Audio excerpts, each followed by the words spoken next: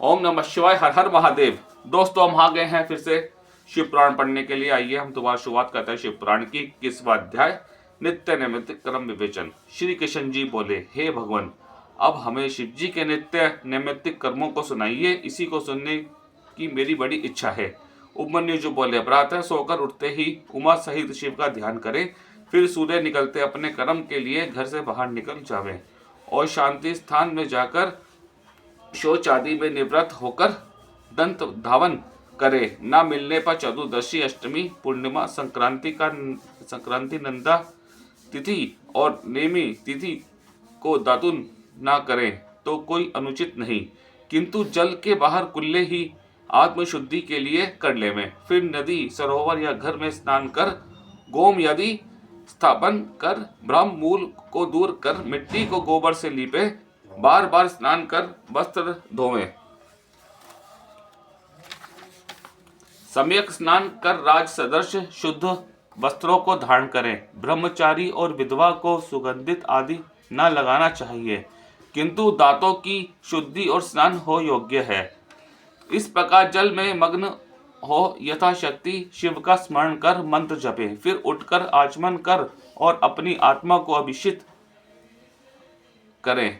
यदि वरुण जल स्नान करने में असमर्थ हो तो शुद्ध भोगे हुए वस्त्र में शीर से पैर तक शरीर को पोंछ लेवें, जिसे कपिल स्नान कहते हैं और जिसमें भस्म स्नान भी है।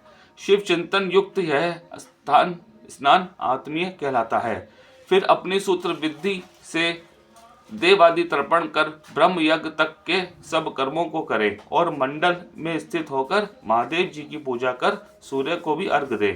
फिर कर न्यास कर शरीर को शुद्ध कर और बाएं हाथ में जल ले गंध और सरसों सहित कुछ समूह में मूल मंत्र द्वारा प्रोक्षण करें और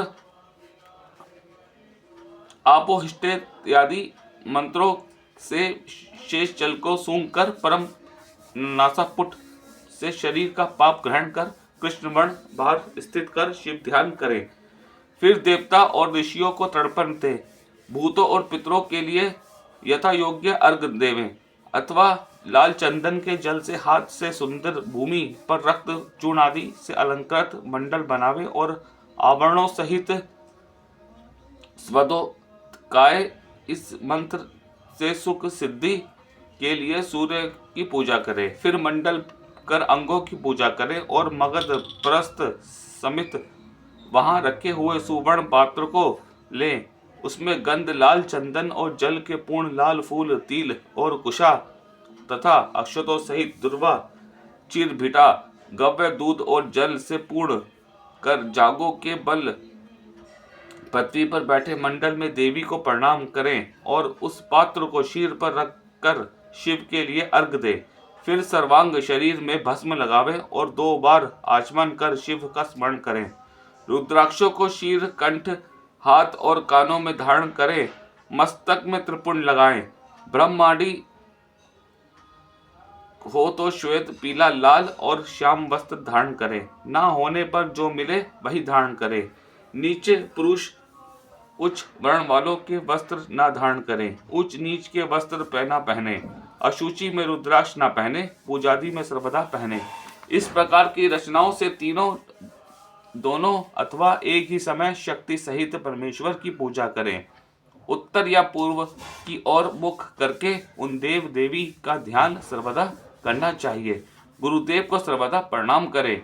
शिवो महेश्वर शिव, रुद्रो विष्णु पितामह, संसार वेद सर्वज्ञः, परमात्मेति चाष्टकम। अर्थात शिव महेश्वर, रुद्र, विष्णु पितामह, संसार वेद और सर्वज्ञ है। परमात्मा यह नाम अष्टक जपे।